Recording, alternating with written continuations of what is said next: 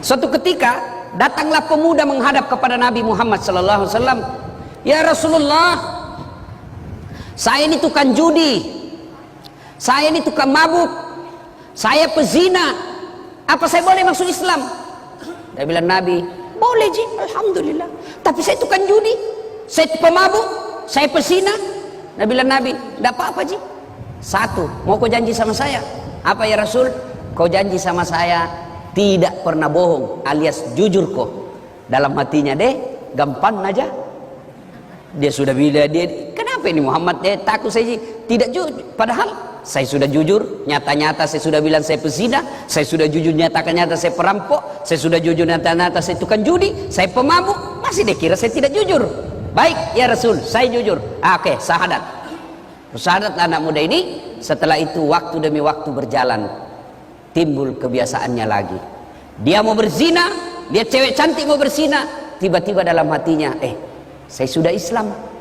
Nanti kalau saya ketemu Nabi, apa ku bilang dik? Kau sudah Islam? Iya. Kau berzina? Kalau saya bilang berzina, tidak enakku, Islam baru berzina. Kalau saya bilang tidak, berarti bohong kak. Akhirnya apa? Batal berzina. Selang lagi beberapa saat, mau berjudi lagi. Saya sudah Islam. Saya ditanya Nabi masih judi kak? Tidak enak. Kalau saya bilang tidak, bagaimana? Berarti saya bohong. Akhirnya apa? Batal lagi judi. Mau mabuk, begitu lagi. Seterusnya dan seterusnya dan seterusnya. Lalu dia datang kepada Nabi. Ya Muhammad, luar biasa. Luar biasa kau ya Muhammad. Betul satu yang ku minta, tapi itu intinya.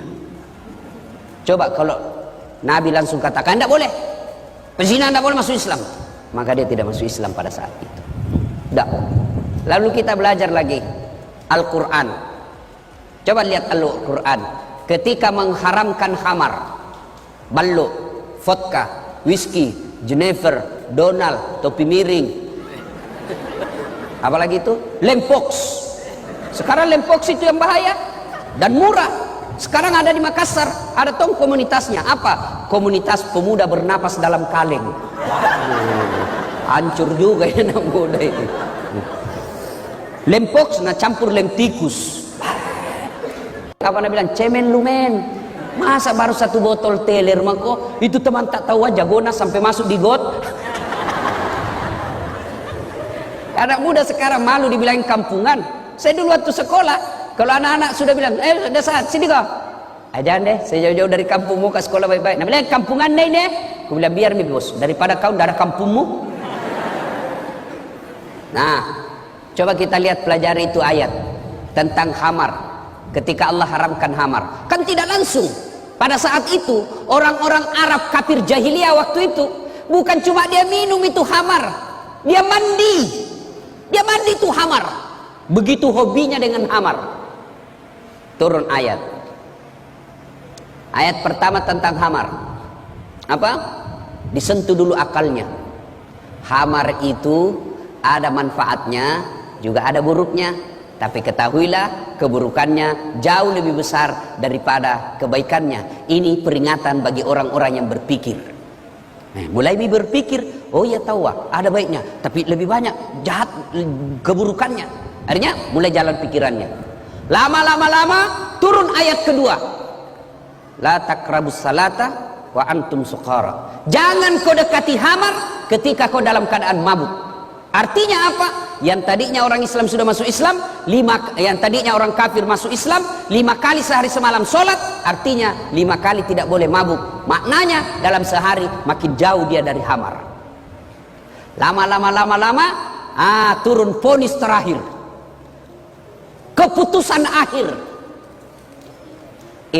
Innamal khamru rijsun min amali syaitan. Sesungguhnya khamar rijsun, bapak moyangnya dosa, min amali syaitan, perbuatan syaitan, jauhi agar kamu termasuk orang-orang beruntung. Nah ini, jadi kalau ini kita pakai berarti dakwah itu harus bertahap. Ya kira-kira kalau anak muda gaul baru datang sama kita, Ustadz bagaimana pacaran? Boleh. Betul ke Ustadz? Betul, yang penting yang ku ketemu. Iya Ustaz, iya yang penting pacaran syar'i. Maksudnya jangan kau ketemu SMS saja. Sudah itu datang lagi, mulai dilihat jauh jarak. Dek, apa gunanya itu pacar-pacaran?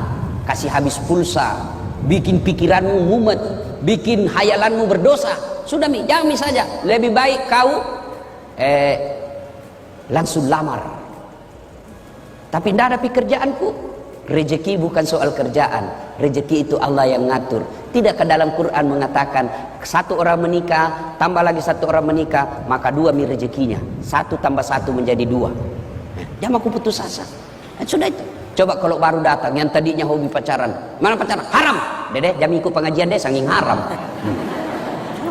Ada orang pulang pengajian, saya tanya, bagaimana? Tidak mau ikut pengajian Ustaz. Apa? Dede itu Ustaz saya sangi neraka na cerita, pemalak-malak. Coba kalau yang tetangga datang ke gedung apa? Menyentuh kamu berdosa, Tuhan ingin mengampuni, puji haleluya. Habis lagi dosanya. Datang saja, habis lagi dosanya. Kita khutbah Jumat sangi neraka, bakar, dibanting, ditusukkan takmu, dipijit lehermu. Nabi anak muda, dede pemalak-malak. Dede, coba. Ya, nah ibu bapak saudara-saudara sekalian, terlalu banyak saya bicara, nanti terlalu banyak salahnya. Nanti kalau ada salah Ustadz Fahrul Rosi yang akan meluruskannya. Demikian pada intinya Rasulullah berhasil menyampaikan dakwah dan sampai kepada kita ajaran-ajaran Islam ini karena disampaikan dengan cinta.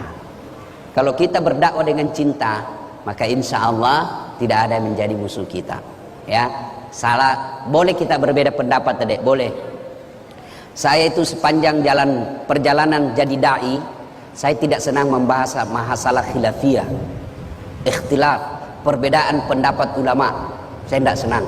Lebih baik saya senang bahas itu bagaimana itu nak muda mau datang di masjid berjamaah, bagaimana itu orang kaya mau bangun masjid, bagaimana ibu-ibu ini diajari anaknya pakai tutup aurat. Soal bagaimana Nabi dakwah takbir, saya tidak terlalu tertarik. Ada yang begini Ustaz, ada yang begini Ustaz, ada yang begini. Mana cocok semua, yang mana tidak cocok, yang tidak angkat tangannya.